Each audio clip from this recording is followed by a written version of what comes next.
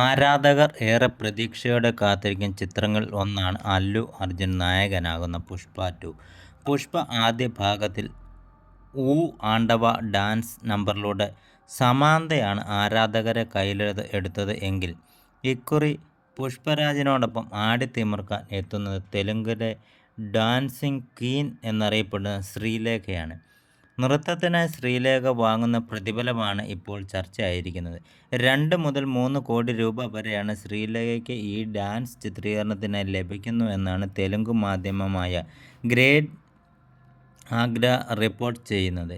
ഗുണ്ടൂർ കരം എന്ന ചിത്രത്തിലെ കുർച്ചി മടപ്പെട്ടി എന്ന ഗാനത്തിലൂടെ പ്രേക്ഷക ശ്രദ്ധ നേടിയ നടിയാണ് ശ്രീലീല. പുഷ്പയിലേക്ക് ശ്രീലീല എത്തുമ്പോൾ മറ്റൊരു ട്രെൻഡിങ് ഗാനം ആകും അതെന്ന പ്രതീക്ഷയിലാണ് ആരാധകർ.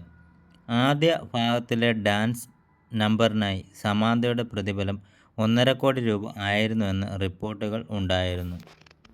അതേസമയം ഡിസംബർ 5-ന് ലോകമെമ്പാടുമുള്ള തിയേറ്ററുകൾ പുഷ്പ 2 റിലീസ് ചെയ്യും.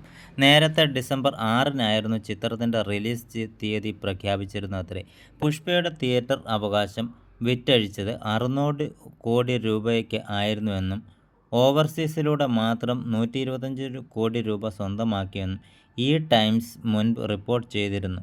റിലീസിന് മുന്നേ തന്നെ ചിത്രം പ്രീ സെയിലിൽ 1088 കോടി രൂപയുടെ നേട്ടമുണ്ടാക്കിയതായും റിപ്പോർട്ടുകൾ ഉണ്ട്. E4 എൻ്റർടൈൻമെൻറ്റ്സ് ആണ് ചിത്രം കേരളത്തിൽ എത്തിക്കുന്നത്. വലിയ രീതിയിലുള്ള ആഘോഷങ്ങളാണ് ചിത്രത്തിൻ്റെ റിലീസിനോട് അനുബന്ധിച്ച് പദ്ധതിയിട്ടിരിക്കുന്നത്.